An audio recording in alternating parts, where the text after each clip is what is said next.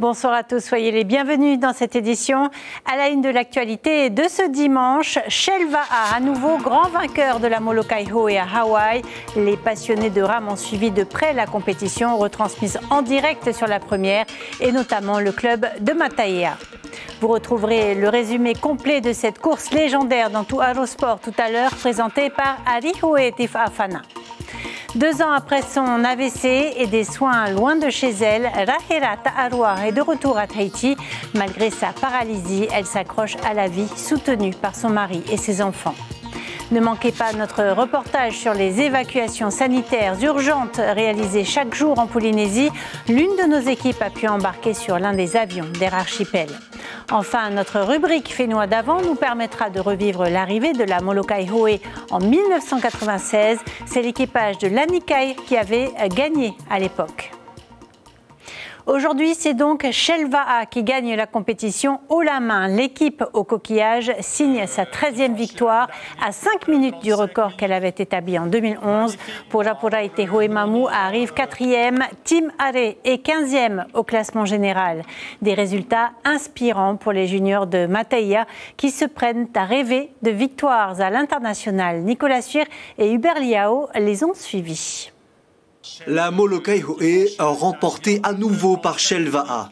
La course hawaïenne de 65 km a été bouclée en 4h35 minutes. Une autre équipe tahitienne de Bora Bora s'est classée 4e.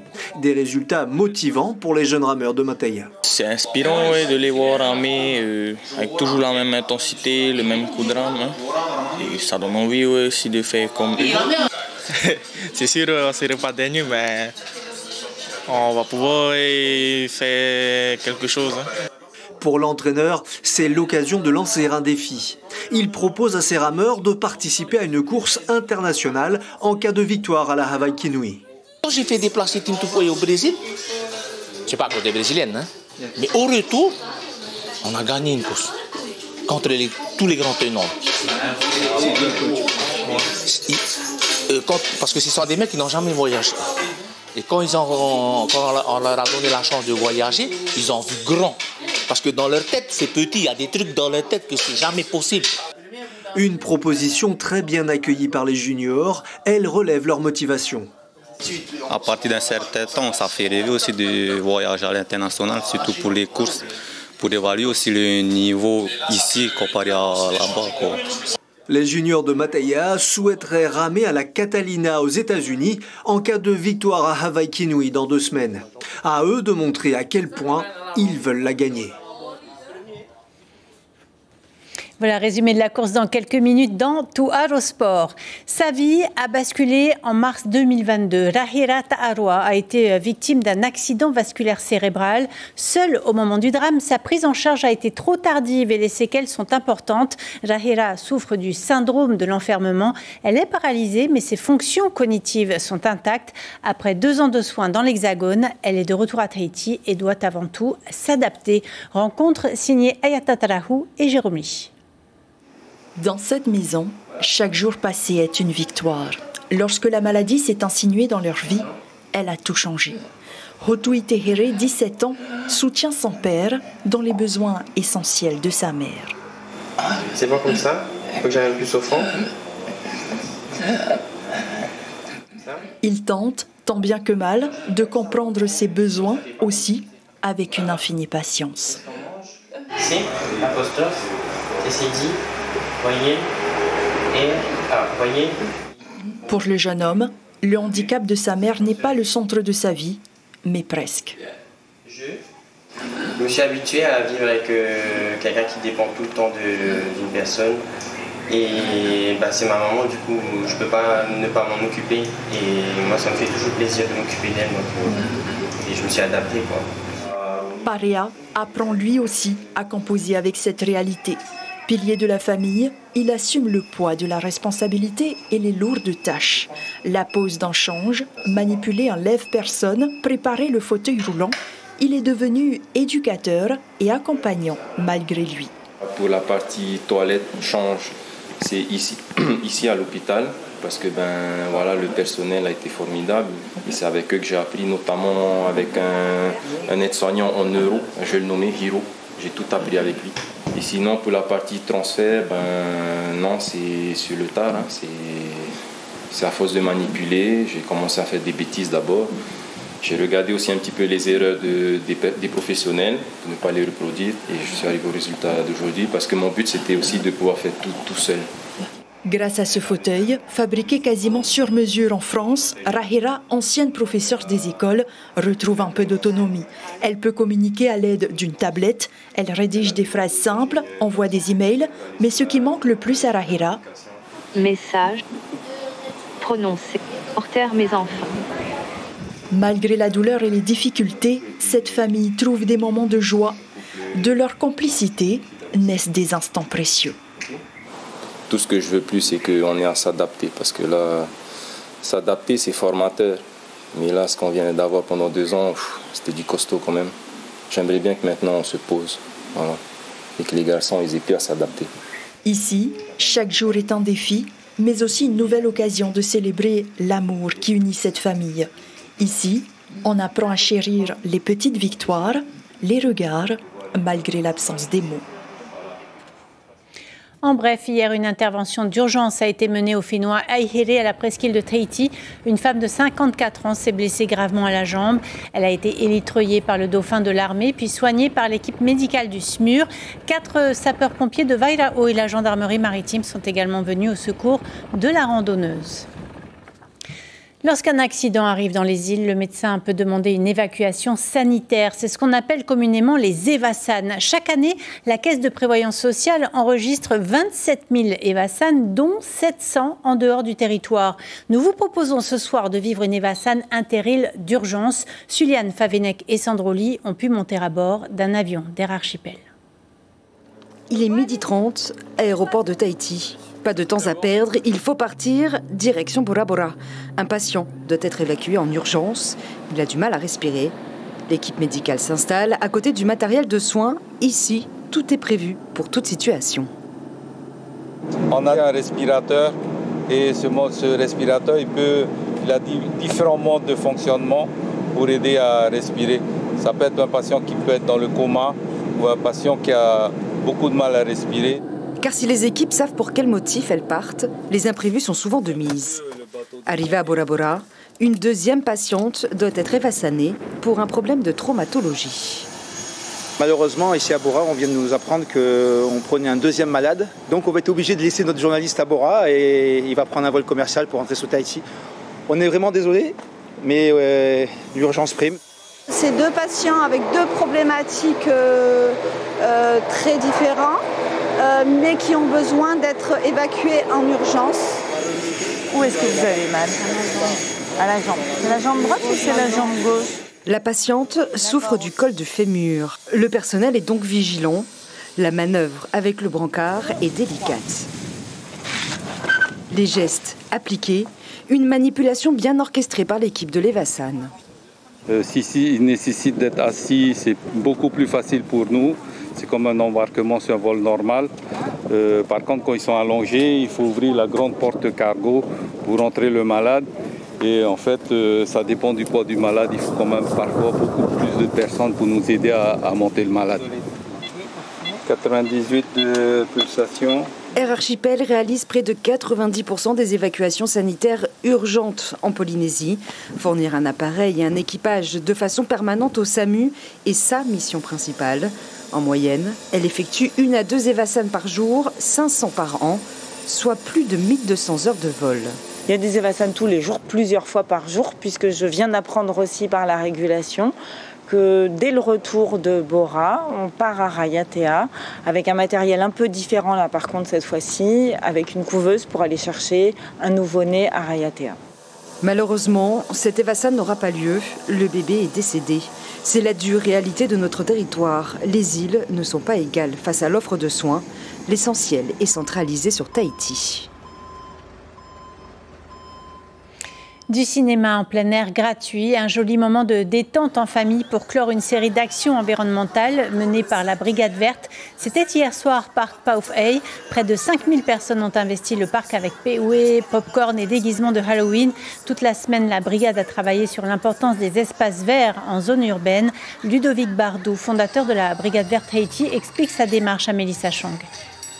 On a constaté que parfois ce sont les enfants qui font la leçon aux parents. C'est ça qui est génial, c'est qu'effectivement nous on sillonne les établissements. Cette semaine on était à l'école de Toata, on est au lycée Paul Gauguin, on a des jeunes de Samuel Rapoto qui sont avec nous ce soir, qui sont nos éco-ambassadeurs. Donc on essaie de constituer une armée d'éco-citoyens. Donc c'est un peu l'objectif aussi de ces événements populaires, c'est d'utiliser les moyens dont on dispose pour pouvoir essayer de toucher le plus grand nombre de personnes. On sait que l'environnement c'est pas sexy, c'est pas Miss Tahiti, mais on peut attirer autant de monde que Miss Tahiti, la preuve ce soir, il y a pas loin de 5000 personnes derrière moi. Sensibiliser et développer l'accessibilité au surf pour les personnes en situation de handicap, c'est tout l'objectif des membres de l'AS Tamar Ipunaru, section surf. Ils entraînent chaque semaine des volontaires malvoyants. Caroline Fari et Dylan Fell sont allés à leur rencontre ce matin sur la plage de Ahonu à Mahina. Regardez. Prendre une vague sans la voir. Le défi est de taille, mais pas insurmontable pour Reinui, non-voyante de naissance. Cette jeune femme qui surfe depuis 2 ans n'a pas besoin de ses yeux pour sentir la vague arriver. J'ai mes autres sens, comme le ressenti et l'ouïe, qui me permettent également d'entendre et de ressentir la vague, le vent. Sinon, je me concentre essentiellement sur les instructions de mon moniteur. Bonheur partagé par ces personnes qui oublient leur handicap le temps d'une session. Maëva se contente de faire du boogie et savoure une déferlante de sensations. Beaucoup de sensations fortes. En fait, moi, j'aime bien surfer. C'est un peu comme si on était sur un manège, mais dans la mer. Oui. C'est facile de prendre les vagues ? Non. C'est pour ça, moi, je fais que du boogie. Je ne suis pas sur les planches de surf.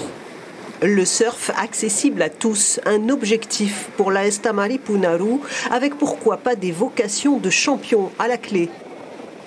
Chacun a un 6e sens qui s'est développé, mais propre à chacun. Donc en fait, c'est de l'adaptation. Voilà.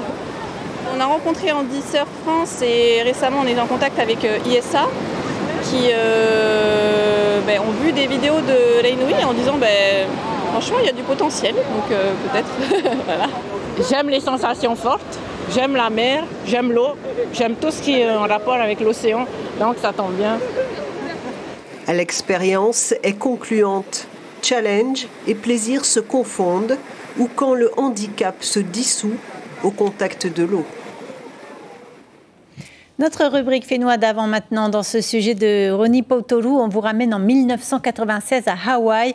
À l'époque, l'équipe victorieuse de la Molokai Hoe n'était pas tahitienne. C'est l'Anikai qui avait gagné. Regardez.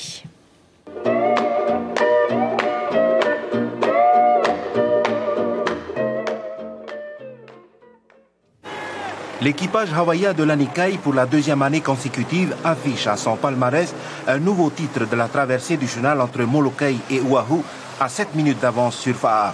La première pirogue tahitienne occupe la 3e place du podium. En 1993, pour la première fois dans l'histoire de cette course de haute mer, Fa'a affichait un temps record en dessous des 5 heures, c'est-à-dire 4 heures 55 minutes et 27 secondes. En 1995, l'Anikai améliorait ce temps de 2 minutes. Cette année, les Hawaïens contrôlent toute la course du début à la fin en surfant sur toutes les vagues. Son barreur Jimmy Foti a été l'élément clé de cette victoire, un rameur bien connu sur le territoire pour avoir participé au Super 8. À la 2e place, Waikiki Surf Club réalise un temps de 5 heures 18 minutes et 6 secondes. Cette équipe hawaïenne très populaire des années 70 refait surface alors qu'il occupait pendant 12 années de suite la première place de cette course de Molokai. Enfin, en 3e position, Fa'a réalise un temps de 5 heures 22 minutes et 12 secondes. Karil Maoni, au poste de barreur pendant toute la course, a connu des moments d'appréhension extrêmes. À plusieurs reprises, la pirogue se trouvait dans de mauvaises postures, dans des creux de 3 à 4 mètres, menaçant toujours de chavirer. Et on reparle tout de suite de la Molokai Hoe. Belle soirée sur la première. On se retrouve le week-end prochain. Tout de suite, tout Aerosport présenté par Ariho et Tefa Afana.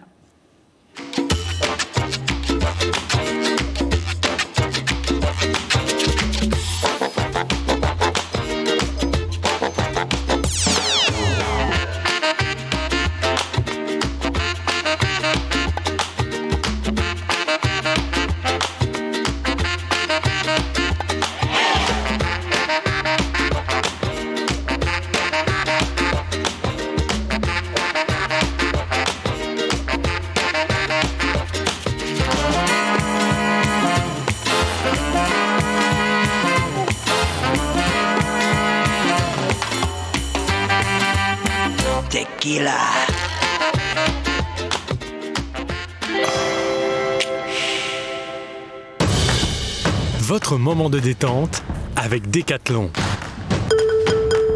Decathlon, le sport, c'est Riva.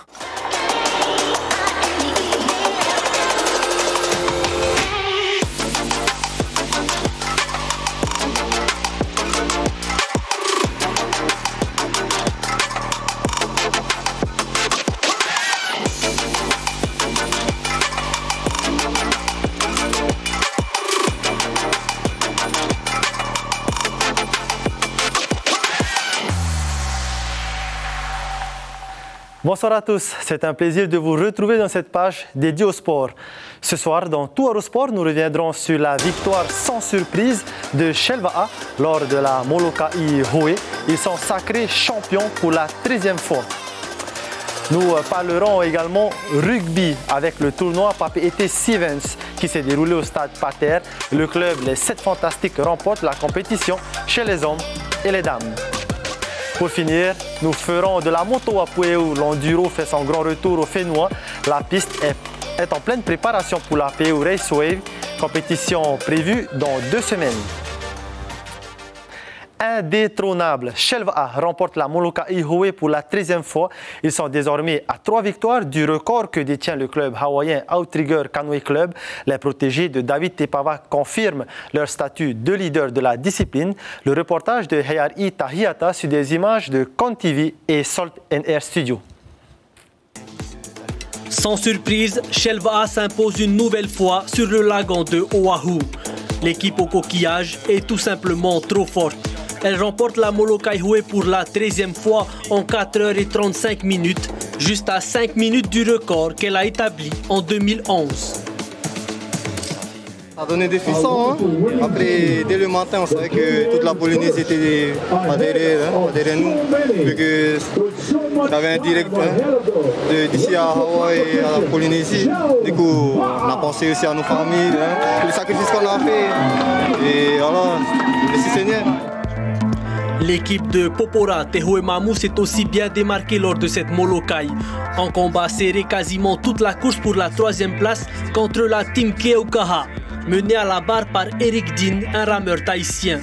Malutea Owen et son équipe décrochent finalement la 4e place. Donc ils ont fait la Catalina cette année. Ils sont venus à 2 grandes courses Tahiti. Et là cette année Molokai. Donc ça demande beaucoup de budget. La commune est vraiment derrière avec le Tawana. Donc merci à Tawana. Moyenne d'âge de 22-23 ans. Beaucoup de jeunes. Il y a beaucoup d'avenir là-dedans. Donc je pense qu'il faut compter sur ces jeunes-là faut les mettre en compétition internationale pour vous donner plus d'expérience. On a fini 4e avec 4h54 de temps, contrairement en 2019 on avait fait plus de 5 heures. Oui, je peux dire bilan positif, c'est pas ce qu'on espérait. En plus de Shelva et Popora Tehoemamu, de nombreux rameurs tahitiens sont allés renforcer d'autres équipages pour cette course et ils ont confirmé encore une fois leur suprématie dans le monde du VAR. Eux aussi confirment petit à petit leur suprématie, mais dans le monde du foil. Les frères Toa Ura et Haunui Haumani se sont illustrés lors de l'Open de France à Crozon. Alors qu'il est encore junior, Haunui remporte le titre dans la catégorie overall. Il cumule les meilleurs scores dans toutes les disciplines, Dogstart, Surf Foil et Downwind, tout comme Naomi Echen, qui devient la première polynésienne à remporter l'Open de France. Elle finit ex aequo avec la hawaïenne Gabriela Bella. Retour au Fénois, ce week-end, il y a eu du beach soccer avec le départ des Tikitois au Salomon dans le cadre de leur qualification à la Coupe du Monde, du cyclisme avec une course sur circuit à Papeete et aussi du taekwondo à la presqu'île. Le résumé de notre sportif David Chong. Départ imminent pour les Tikitois. L'équipe part ce mardi pour les îles Salomon. Au programme, 3 rencontres dans le cadre des éliminatoires de la Coupe du Monde. Le premier match l'opposera à Salomon. Les joueurs n'avaient pas eu à se déplacer depuis 2007. Ils ont donc axé leur entraînement sur l'acclimatation. On simule un peu les horaires du petit-déj, les horaires des entraînements le matin, le réveil musculaire et tout. Le Vélo Club de Tahiti organisait ce samedi son Grand Prix à Whareute. Au programme, une course en circuit par catégorie, 50 km pour la catégorie Open. Dans la course des U15, U19 et des féminines, 20 km. Et au scratch, c'est Herehau Laurent de l'AS Aroué qui est sorti vainqueur. J'ai attaqué à 13 tours de l'arrivée, j'ai réussi à tenir le coup jusqu'à l'arrivée. Et satisfait de mon résultat. L'événement faisait aussi office de dernière étape du championnat pop de course sur piste pour les moins de 15 ans. 260 compétiteurs sur les tatamis de la salle Omnisport de Taravo hier pour la deuxième édition de la Coupe du club Tahitian Martial Spirit. Il y avait des participants de Tahiti, Moorea et des îles sous le vent. Chez les minimes filles de moins de 38 kg, c'est Vanny Hay Le Hartel du club Surpass qui l'emporte après une finale série.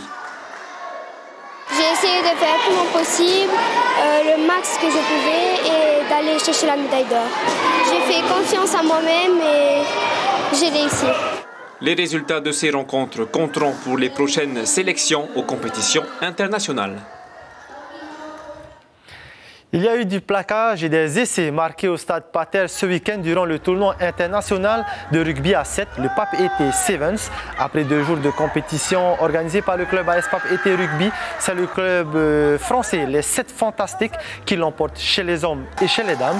Ils remportent respectivement le tournoi contre le club Tupapa des îles Cook, 17-7, et les Pacific Nomads d'Australie. Chez les U17, victoire de l'Alliance Pire Fa'aa et Païta.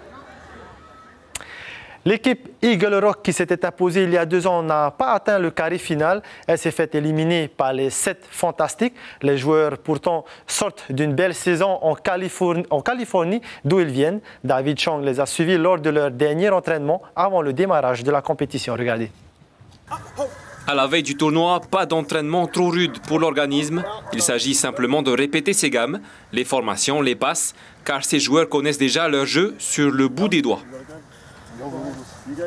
On a juste refait nos 10 enchaînements, revu certains démarrages de jeu. On a fait un petit récapitulatif pour voir si les garçons n'avaient pas de questions. Tout ça, c'est pour démarrer le week-end, l'esprit plus clair. L'équipe évolue en première division au classement californien. Elle y est entrée cette année à force de travail acharné. Le Pape Été International Sevens sur une île tropicale comme Tahiti. Pour le club, c'est une récompense de fin de saison. C'est vraiment quelque chose de spécial pour nous. Le tournoi est très bien organisé et l'environnement est vraiment magnifique. C'est quelque chose que tous les joueurs ont hâte de faire et c'est très motivant pour eux tous. L'objectif pour le club de Pape Été, c'est de faire connaître le rugby polynésien dans le monde et peut-être créer une sorte d'étape de rugby à 7 au Fénois. Ça permet aussi à des équipes du monde entier de se rencontrer, ce qui est très difficile normalement en fait sur le circuit mondial. Donc là, on a des équipes françaises qui vont rencontrer des équipes américaines, qui vont rencontrer des équipes néo-zélandaises, Cook Island. Donc ça, c'est une belle opportunité et c'est ce qu'on souhaite développer. Ouais. Cette année, l'événement compte une équipe nationale féminine, une australienne, 4 équipes masculines étrangères et une nationale. La dernière fois qu'il y a eu de l'enduro à Tahiti, c'était dans les années 1980.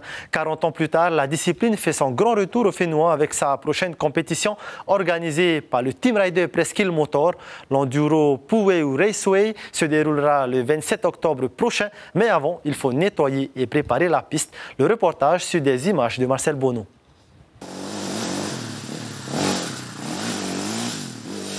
Avant de s'entraîner et rouler en toute sécurité, la piste doit être parfaitement aménagée. Si l'enduro fait son retour au Fénois, la nature, elle, a repris ses droits. Les grands moyens sont utilisés pour le grand nettoyage. Il faut bien débrousser, baliser, plein de choses à faire. Et heureusement, on se donne tous la main avec le club. Copains donnent le pelle job, les autres des tronçonneuses, des broussailleuses. Cela fait plus de 25 ans que Benjamin Steiner pratique sur ce terrain, des sentiers qu'il connaît du bout de son accélérateur.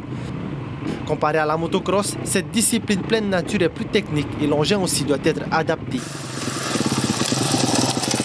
J'ai une moto d'enduro complètement stock, donc c'est vraiment adapté à ça. C'est plus souple qu'une cross, moins violent, c'est fait pour rouler plus longtemps et puis dans des endroits plus accidentés que sur un terrain de course.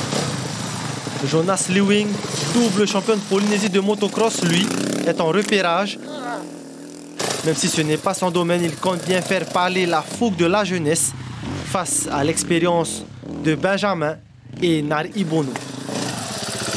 C'est différent du cross, c'est plus technique, moins de vitesse, pas de saut, plus des obstacles et tout. Hein. Tu penses que celui qui arrive, il peut te battre? Oui. Il a plus l'âge. Comparé à la motocross, l'enduro est une course contre la montre. Lors de la Pueu Raceway, les pilotes évolueront sur un parcours d'environ 5 km entre les arbres. Il faudra être rapide, mais gare aux chutes inutiles. C'est ainsi que nous clôturons cette page Tout Aérosport. On se quitte sur les meilleurs moments sportifs de ce week-end. Merci pour votre fidélité et à dimanche prochain.